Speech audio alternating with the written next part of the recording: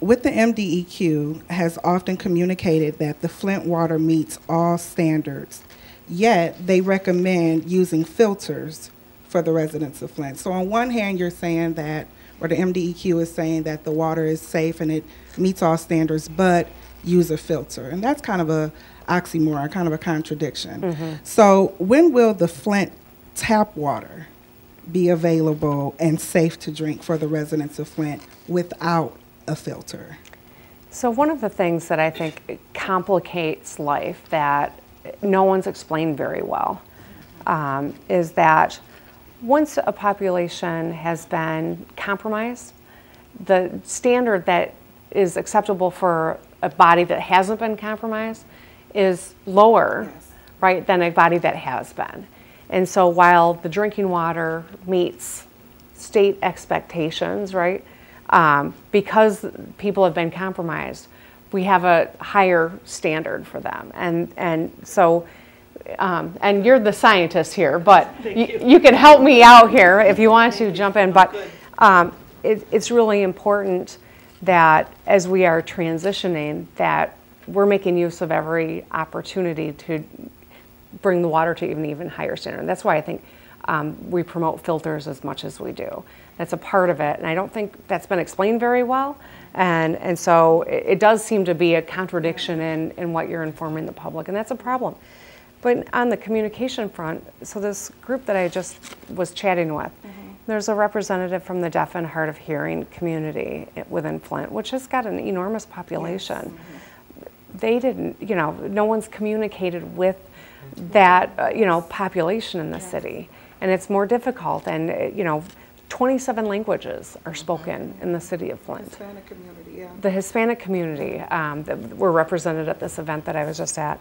And they were, I think reflecting the same frustration that no one was reaching out, no one was mindful. It was, this is it, communicated one way, and people are expected to figure it out. And anyone who's in stress knows sifting through and trying to understand is an even incredibly harder thing to do. And so I believe that the DEQ, as the mayor finishes the pipe replacement, and we do a better job bridging information and communicating with people, that we will remedy some of those seemingly contradictions that have been conveyed.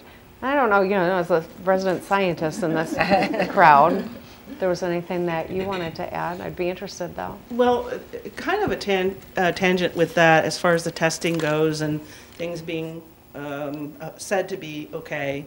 I've got two parts to this question. One is the environmental justice piece, and that is that there are parts of Flint that are not being tested at the same sort of regularity as others. And it tends, from what I can see, to be the parts of Flint where the people are the poorest, which turns out, because of blight and water age, the parts of Flint that might actually have the worst water.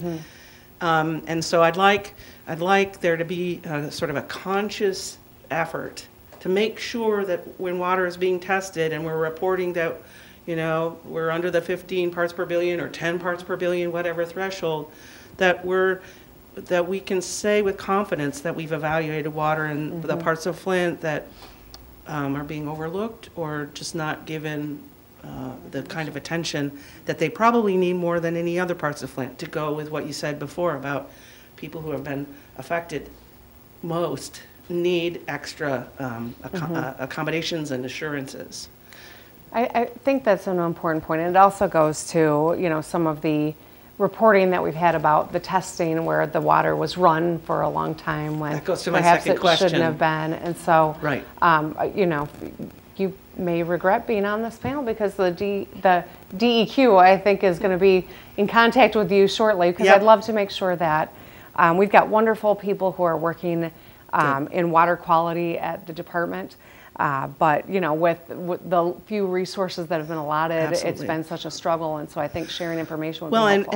And the other part of my question is related to testing the water in schools. So I don't know exactly what caused this oversight, but the Lead and Copper Rule and the Safe Drinking Water Act does not talk about testing water in schools.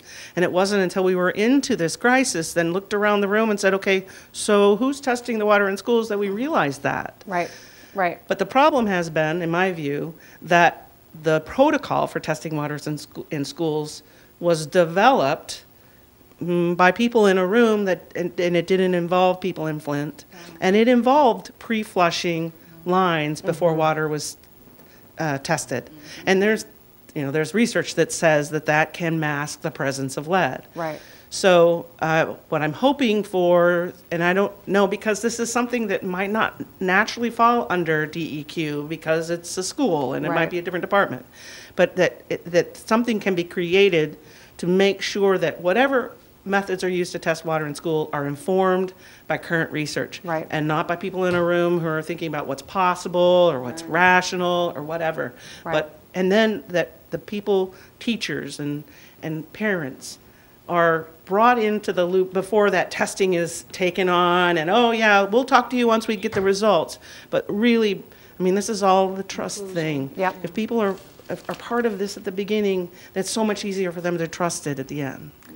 Well, one of the things that we built into this budget that I've just introduced is hydration stations in school buildings. We're a state that hasn't invested in ourselves in 40 years. That's why our roads they're crumbling, right? That's why we've got old infrastructure bringing water into our homes. We haven't been doing the hard work of investing in ourselves, and now we're at a crisis. And so the budget that I wrote it's tough. Asking for a gas tax is not an easy thing to do. Trust me, I did not want to introduce a budget asking for a 45-cent gas tax. But the fact of the matter is, after 40 years of disinvestment, we have a $2.5 billion infrastructure problem in Michigan. And we've been filling potholes by stealing money from schools. And so we're not educating our kids well. And we're certainly not rebuilding roads in Michigan or replacing pipes underneath the ground across our state in the school buildings as well as homes. And so this crisis is laid at our lap. And if it was easy to solve, someone would have done it already. But the fact of the matter is, they've been telling us what they think we want to hear and making decisions that have hurt our kids and hurt our families. And that's why I say it's time to be honest with the people of this state and do the hard work of fixing these problems.